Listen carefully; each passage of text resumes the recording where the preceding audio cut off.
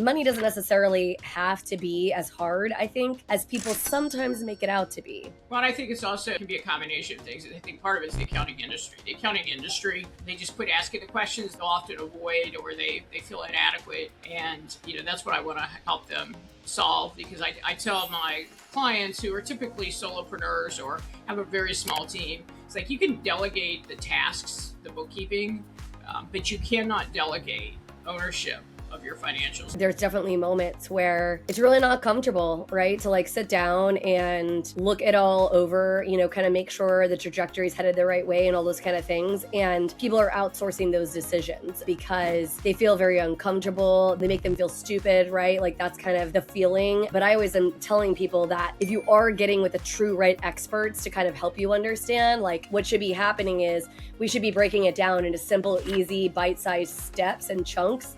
And then we should be giving that to you and giving you the information you need so that you can make empowered decisions. So frequently people don't understand that the true right expert for you is going to do that. They're going to be able to communicate with you in a way that resonates, that makes sense, and is empowering you to ask more questions as opposed to like quieting you down and sticking you in the corner.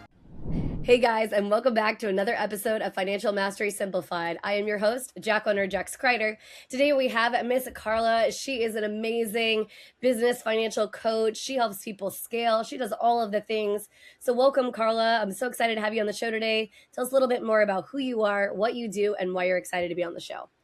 Well, thank you very much for having me. I'm super excited to be here. As you said, my name is Carla Maoats. I am a financial coach, and I guess I'd say I'm a money strategist. I do strategic financial advice for business owners who are getting ready to scale.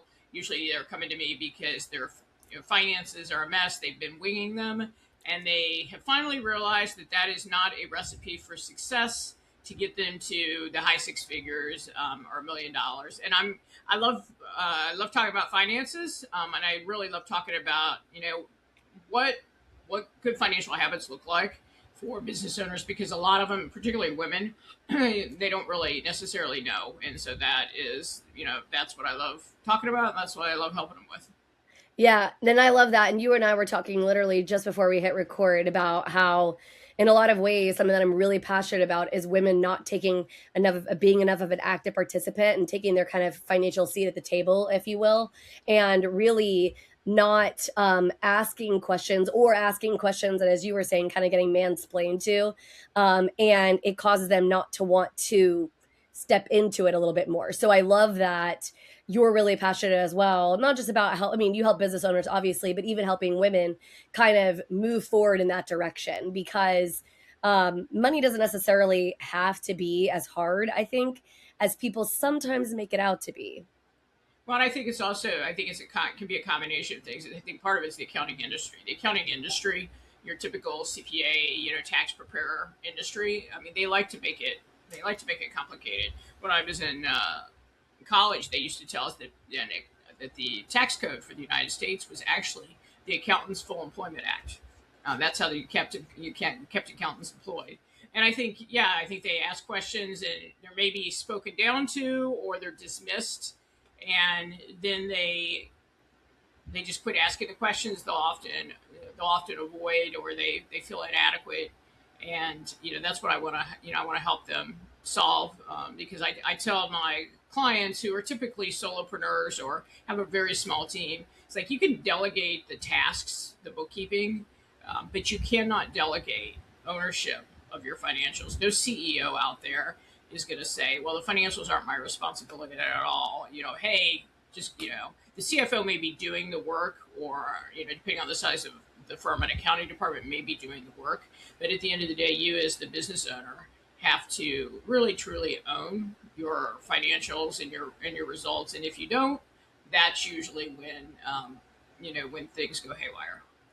Oh yeah, absolutely. And I agree. I mean, I feel like even in my own business, and there's definitely moments where it's really not comfortable, right? To like sit down and look it all over, kind of make sure the trajectory is headed the right way and all those kind of things. And I find that a lot of times in a lot of financial situations in people's lives, people are outsourcing those decisions because they feel very uncomfortable. They make them feel stupid, right? Like that's kind of the feeling. But I always am telling people that if you are getting with the true right experts to kind of help you understand, like part of the premise of the mortgage company that I run is PBJ Mortgage, making mortgage simple, as simple as making a peanut butter and jelly sandwich. And the idea behind it is that yes, mortgage on the back end is complicated, right? Like there's a lot of pieces that are hard, that are complex, but none of that should be the consumer situation, right? Like what should be happening is we should be breaking it down into simple, easy, bite-sized steps and chunks.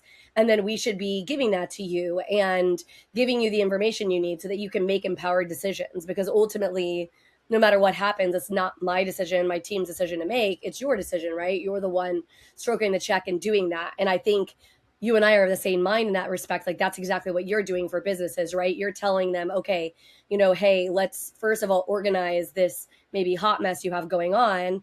And then let's break it down and let's kind of take bite-sized chunks out of it, right? Figure out where is it we want to go? How do we get there? And so frequently people don't understand that the true right expert for you is going to do that. They're going to be able to communicate with you in a way that resonates, that makes sense, and is empowering you to ask more questions as opposed to like quieting you down and sticking you in the corner.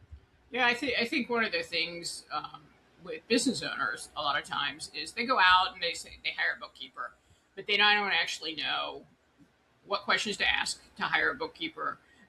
And bookkeeping is one of those things that has incredibly low barrier to entry. Right. I'll be in my LinkedIn account every day or my Facebook, and I'll see all kinds of posts for, oh, I've decided, that I want to stay at home and I'm going to start a bookkeeping company. And they have no accounting background, and you don't necessarily need a degree to be a bookkeeper, but you do need experience. So a Right. lot of even what I'll be doing with my clients is educating them on what are the questions you need to ask. Same thing with tax; they don't necessarily know what questions they should be asking, and and so a lot of times they'll hire a professional who isn't the right person. Or what really gets me is when they hire the professional who makes it sound really complicated. And to me, that's if you're talking to a financial expert, and on us, like this would probably apply to a mortgage broker or to an accountant or to an estate planner or whatever, whose whole spiel is to make it so complicated that you can't understand it and you're overwhelmed and you're like, oh my god, I must really need this person. Then you've got the wrong person. So whoever you're working with should be finding a ways to make it simple and meet you where you're at and put it in a language that makes sense and welcome questions. Because a big thing I want my clients to have when they're done working with me is that they can actually get more out of their bookkeeper and their tax person, and in many cases even their attorney, because there's a kind of a gray line between accounting and legal. There's a lot of overlap between Oh the yeah. two. So that's one of the things I always want is when you walk out of here, you are going to be able to get so much more ROI out of the rest of your finance team, just because you're going to be more educated and be better able to advocate for yourself and ask the good questions. So, Oh yeah. I mean, questions are incredibly, incredibly important. I actually wrote a book called Intellectual Curiosity. It's called Ask the Question. It's about intellectual curiosity and basically, asking questions and how that is actually a superpower. And I think that I agree with you. I love that your whole premise is to make them more educated so that they can then get more ROI out of the other people, because it's hard. Part of what's so overwhelming about being a business owner, right, is that there's so many pieces and components, right? And so, yeah, like on its face, you understand that you probably need, you're a CPA and maybe a tax person and this person, that person. And you're like, okay, great. But like, first of all, what are all those people do? Like, what role do they play? What role do they not play? And then how do I make sure that they're all working in concert together? Because from my perspective, a lot of financial industry people are very disconnected. In fact, even in my own space, like when we deal in the mortgage space a lot, what happens is that it's like the title company doesn't know what the realtor is doing. The realtor doesn't know what the mortgage company is doing. And these people are so disconnected. And that's why I always tell all the professionals when we start a transaction, like we're all in the same team, guys. Like we have to work together. We have to understand like what it is you need. How do you work? Same with us. You know what I mean? Because otherwise, how in the world do you really get anything accomplished? Because at the end of the day, the person who is at the center point, right? Like that client, the whole reason that they're hiring all of us is so that we can work together and make their lives easier and better, and not to overwhelm them and make more work and more whatever, right? And so just some simple educational steps and tools, even if they're just questions, is huge in my opinion. When I created House U, which is like a course for like how to purchase a house and like what that looks like, questions was a big part of it, right? Like if you're hiring experts, what kind of questions should you be asking? Why should you be asking these kinds of questions? Because it's paramount. Yeah, I mean, I think that's, I think that's definitely the case. And I think sometimes too, what happens in the accounting and finance space is they have a business and you invest in marketing and you invest in sales, and maybe you hire a bookkeeper and then you start to ask some questions and they give you answers that you don't really understand, and or they can't answer your questions. And a lot of times what I will find is they'll just kind of give up, and they'll like, I'm just gonna wing it. I'm just gonna wing it. Really, all I have to do is, a lot of my clients will come to me. Well, really, all I do is I wait until the end of the year, and then I do everything in like 2 weeks, and then I send it off to my tax guy. It's like, yeah, how's that working for you in your wallet? Because that's one of my things is, especially with like solopreneurs, they're like, well, I really just need accounting in my books or whatever to do my taxes. But I was like, then you're missing a whole thing there, because you have no idea then where you stand, until the end of the year, and that may work until you get to 100K, 150K. But if you have desires or visions to build a company of several hundred thousand, or up to $1 million, and if you'd actually like to have a business that actually supports your lifestyle, where you don't actually have to work harder, and you don't have to constantly be on the revenue hamster wheel. We could do a whole podcast on what I call the revenue hamster wheel. Chase, chase, chase. Let's just get on the wheel and just pedal as fast as we can, because when you have that model where you're ignoring your finances, that's the only way you can make more money, right? Is to keep building more and more revenue, and eventually that burns you out. And especially if if you want to stay lean and you don't want to have a big team, or you start to invest in a team and you don't have the right people or the right roles, or you've hired people too early. It's like, oh my God, my bills have gone up, so now I got to chase more revenue. So back on that revenue hamster wheel.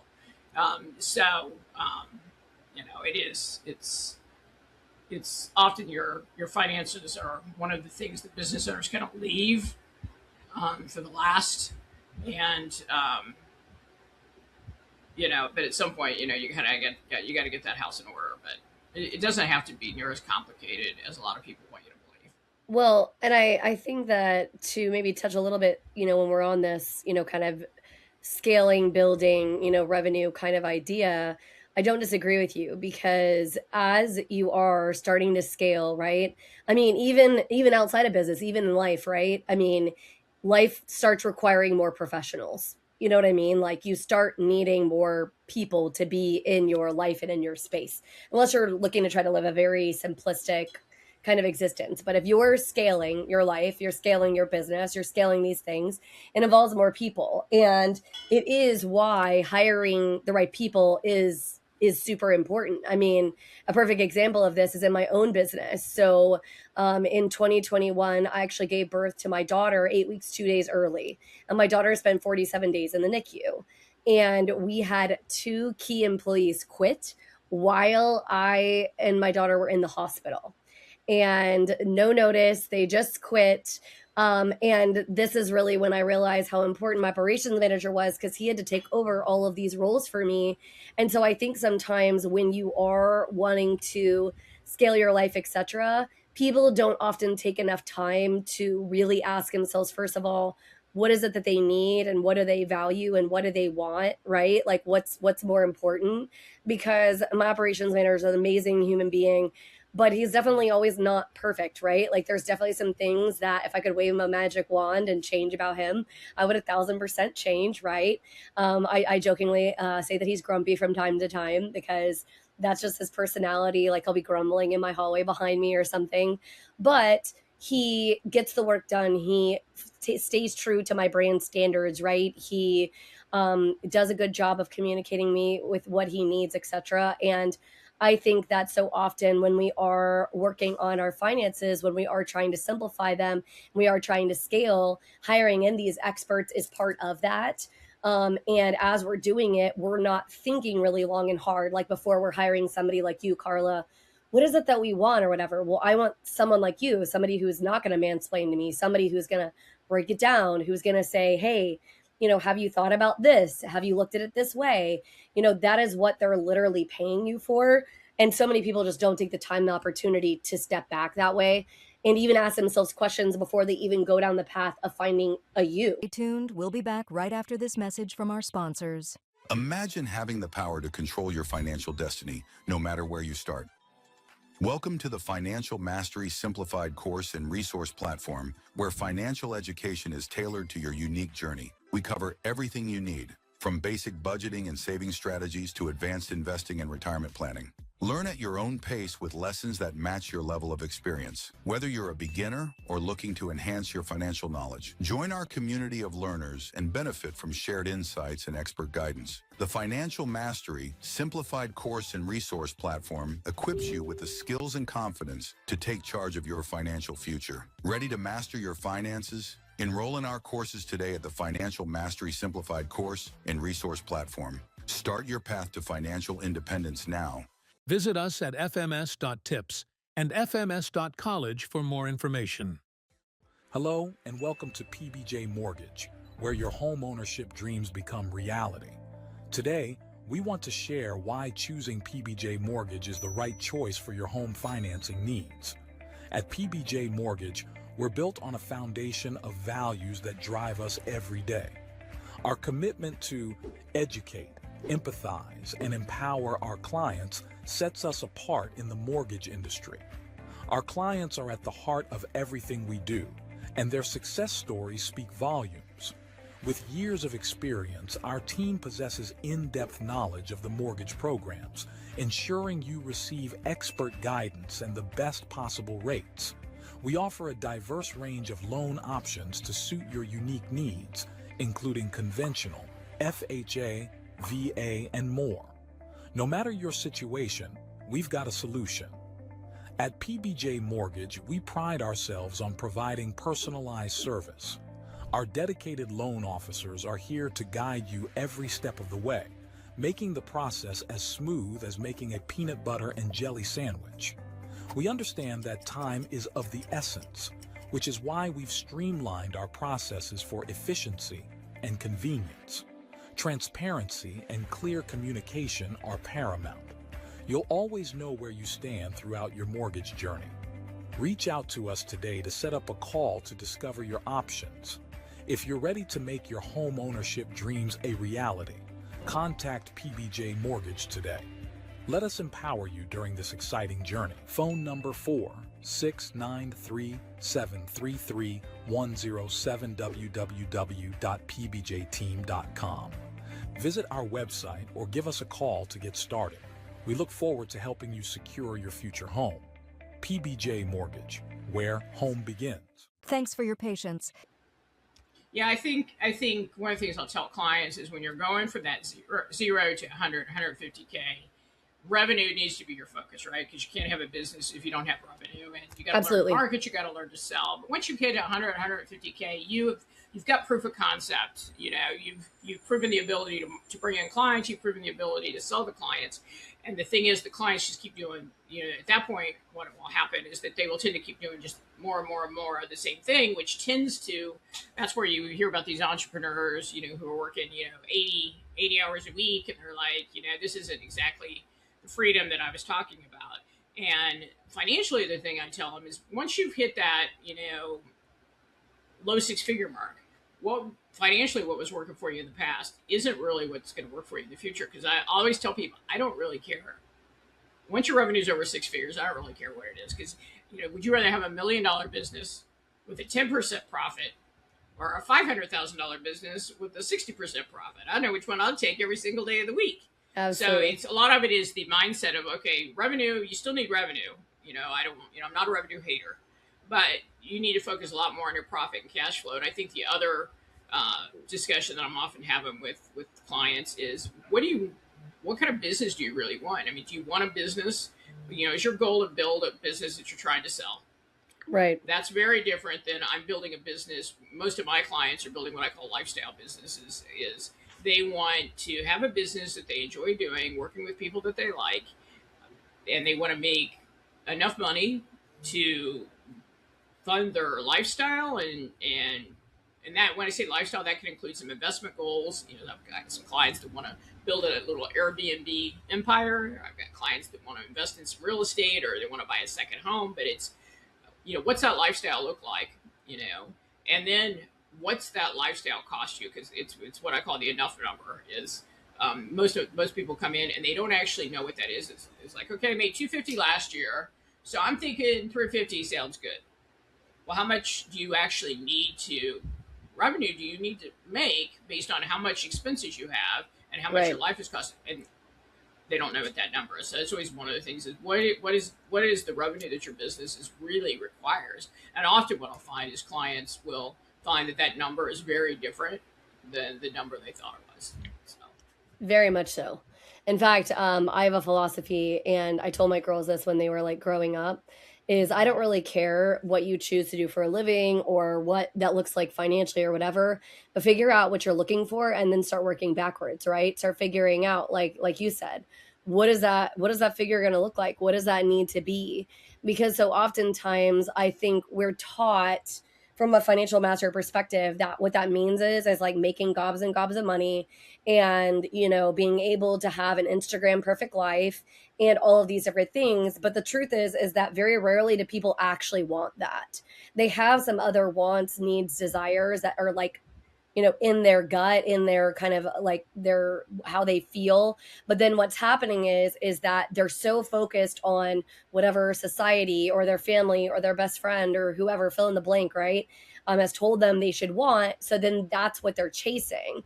And there's absolutely nothing wrong with chasing lots of money or very little amount of money, right? Like whatever that looks like for you. And that's actually why I created the podcast Financial Mastery Simplified, was the idea that it doesn't have to be a perfect fit. Like you said, people are often just like coming up with these arbitrary numbers and they have no idea, is that really what they want? Is that why they want, like, you know what I mean? Like they haven't really thought any of that through. And so I always encourage people to be intentional with it, right? I mean, be intentional with the choices. And the hard part about that is in order to be intentional, you do have to get off the hamster wheel and you do have to sit down with yourself and you do have to take a pause and you do have to really think through and not ask somebody else questions, but ask yourself questions, ask yourself hard questions about where do I want to be and what do I want to do or whatever. Because even as great as you are as a business coach, as somebody who's going to help them scale or whatever, if they can't answer the hard questions about what is enough, what does that look like, what is that perfect pie in the sky ideal life, and what does financial mastery look like for them, guess what? They're likely going to fall short because you can't help them achieve something that there is no semblance of a real goal to. Yeah, because many of them are just, like I said, continuing to chase the revenue and then just, with what, the belief, well, if I just keep doing it, it's all going to work out. I'm actually going through the thing. I have a 20-year-old daughter who is in college, and it's funny because she'll talk to me about, I just want a job that I love, which for her is working with animals, which, by the way, everyone and his uncle wants to do, and it doesn't pay great. And at the same time, she'll drive. Oh, that's the kind of car I want. I was like, well, that car, my dear, is about a $65,000 car. So I said, that's fine, but maybe there's a different career paths. I said you can always volunteer with animals. Maybe there's different, trying to to bridge the gap between her dreams and her dreams and reality. And even with business owners, a lot of times they haven't really thought about it. I'll say, well, where would you like to financially be in 10 years? And that's not something that they have really necessarily, thought about. And so just the idea of being intentional spending, that's a really important habit to build for business owners, because a lot of them are just looking at their bank balance and saying, "Oh, okay, I think I can afford that." They're forgetting about the the 10 other payments that are going to come out of their account automatically this month. And so a lot of it is developing a cash flow management system, so you actually know when you look at your bank account how much of that you could actually spend, and you're making really intentional decisions, as opposed to, oh, I saw this mastermind that looked so awesome, and I think I want to, it's a $50,000 mastermind, and I think I'm going to do that. Well, what's the ROI for that? So they're definitely interesting conversations, but I've never had I've had, a lot of clients will come to me and they'll, if I've heard this once, I probably heard it 50 times. Is in one of the sales calls, they'll say, "I can't believe I'm showing my dirty financial laundry to a relative stranger." Because it's very uncomfortable, and there's a certain level of trust, which I take very seriously. But I always tell clients, I was like, there's nothing you've got out there, I guarantee you, after my 30 years, there's nothing you've got that I haven't seen. And then I've never had a client, no matter, once we start to peel back the onion, sometimes things are better than they thought, sometimes they're worse than they thought. But I've never, ever had somebody come to me after they've peeled back those layers and got clarity, who's told me, man, I wish I still didn't know. I wish I was still living in ignorance or oblivion, even if it's worse than they thought, because now they can create a plan to get them where they want to go. Even if they're completely unprofitable or their cash flow is negative, it's like, okay, now we know this. Now we can decide, is this what you want? And I don't think I've ever had a business owner that says, yeah, I really want an unprofitable business who has negative cash flow that I have to continually fund out of my personal. I've never had anybody actually say that to me. Maybe I will someday, but I've never had that. But some are like, I really do. I don't necessarily want to maximize profit. I want to be able to work 3 days a week, Right. and I want to have a team member.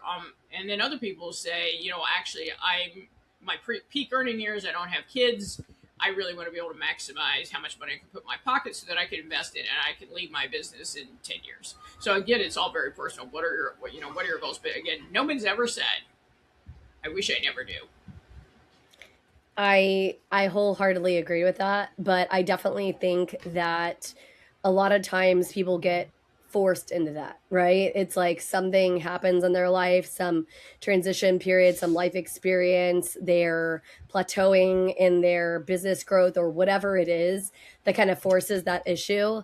And so I would encourage people who are listening to this podcast, if you haven't reached that moment, you still should consider forcing yourself over the edge, right, to be into that intentionality, because I don't disagree with you. I think that transparency and then the knowledge that comes from that, right, especially when you're sitting with somebody who has great information, who can help you discern and figure out, okay, here's where we're at, etc., is huge, right? And I tell people all the time that, look, the reality is that life in general, it's choosing your heart, right? Because the truth is that we all are going to have different seasons in our lives, and things are going to be more important in one season than versus another.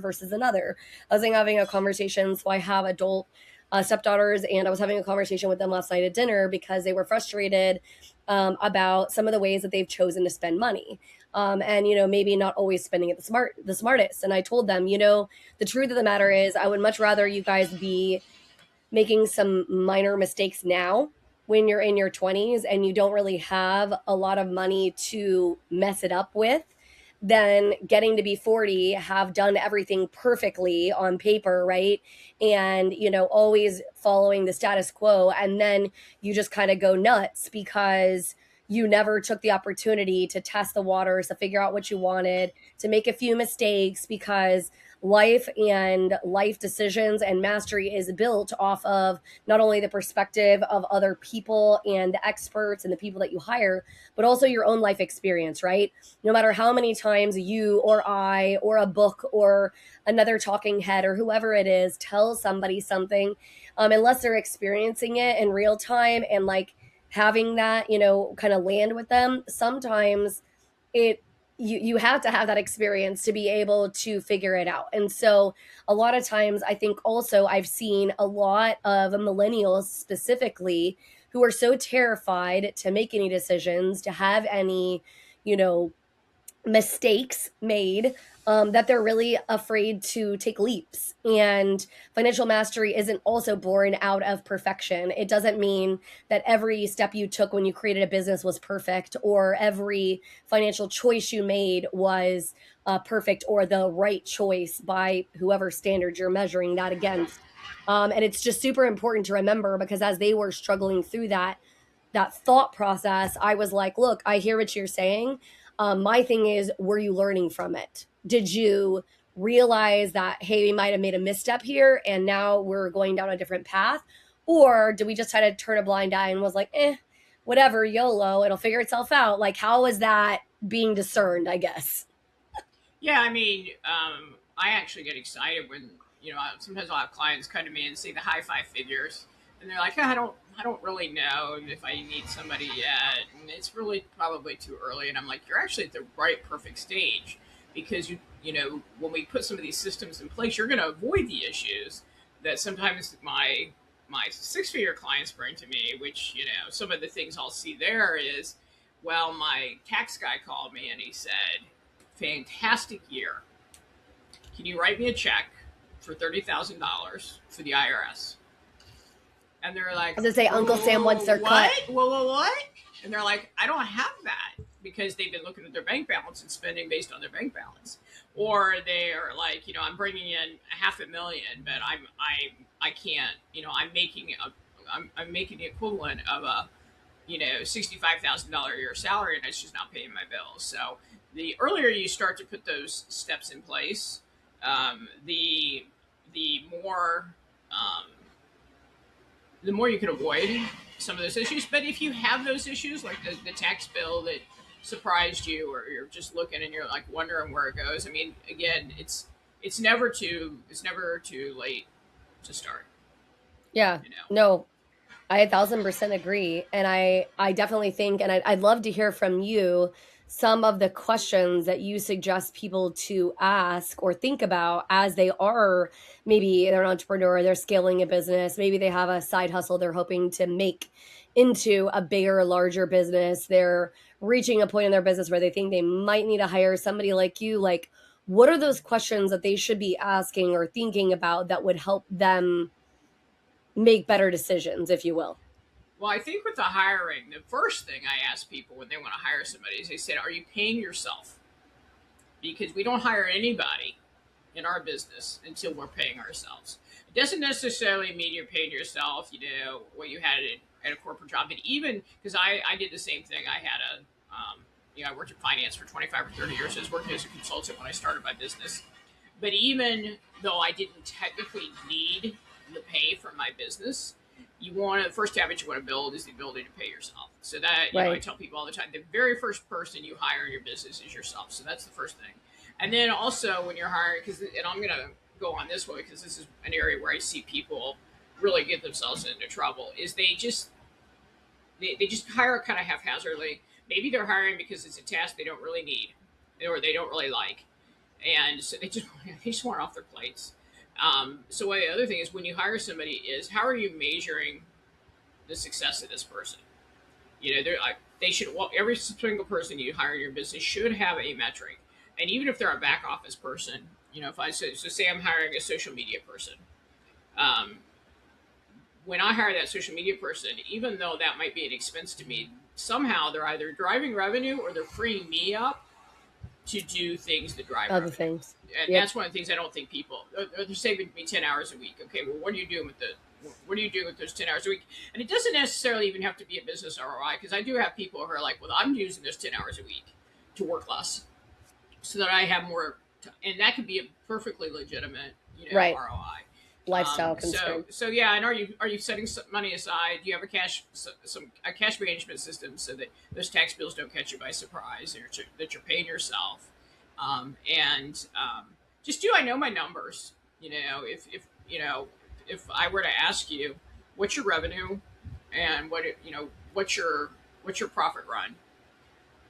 When business owners are done with working with me, they don't necessarily have to go, hang on a second, let me go pull up, my report. They know those numbers. So do you know your financial numbers, and do you understand the story that they're trying to tell you? Because the numbers are just numbers. the numbers are really what you really want to focus on is what are those numbers telling me, trying to tell me about the story of my business, and how I can I use love that to that. make better decisions. And those are such great pieces of advice because they are such things that a lot of times I think people don't think about. I mean, even myself, because my industry is a unique one that yes, like I'll be real, like when I started kind of my side business of financial mastery simplified, which obviously connects with the mortgage piece, but they're not exactly directly linked. The mortgage company piece, even though yes, it is a business, because of a lot of the laws and the ways that we have to structure entities, like it's a little bit less like a true business, so to speak, right? It's a little bit different, and there are so many different things that I thought I knew until I stepped on out there, and I thought, okay, this is a little different than what I was expecting, and so that's the other thing that I want to make sure that I kind of leave people with is. Look, there's no shame in this game, right? Like you don't have to be the expert at everything. I think a lot of business owners, entrepreneurs are smart, intelligent people who have a desire to live a lifestyle that they really want, that matches right what they're looking for. And so oftentimes then they feel a lot of shame, like asking questions, going to people like Carla, like having some of these conversations, especially women, because we feel like, oh well, I should know these things, like I should understand, right? Kind of like how I felt like I in a way have been running a business for quite some time. Like how do I not understand how these pieces work and how I handle this or whatever? I had a little bit more of an understanding because of running, some different entities and pieces of different entities for people, but it still was a challenge, and it was really, really hard. And as we're wrapping up, Carla, tell us any last minute thoughts. And then I think that you also have a free offer. So tell us that as well. Yeah, I've really enjoyed being here. I love talking about you know business finances and how people can start to take control of their finances. You can find me at www.carlamaoats.com. That's Carla with a C. And I have a guide out there that says that the 5 financial mistakes 6-figure business owners make, and why chasing revenue isn't the answer. So I kind of foreshadowed that a little bit today. If chasing more revenue is not the answer, if you're a 6-figure business owner who can't quite figure out where all the money went, getting on the hamster wheel is not the solution. So you can go there and you can pick that up. And then I send out a weekly, mostly weekly newsletter with some financial tips in it. So, Yeah, and I love that. And seriously, guys, like, I mean, she and I know each other because I have no idea how, but I was on her newsletter and I love a lot of the financial tips and things like that she gives. And so a lot of times that's also sometimes how I find guests is people who have provided financial value to me in my own life, right? And like, so how do I connect these people? How do I introduce them to my audience? So thank you so much, Carla, for being here. It's truly been a pleasure. And hopefully this episode has helped you. And we hope to see you again next week on another episode of Financial Mastery Simplified.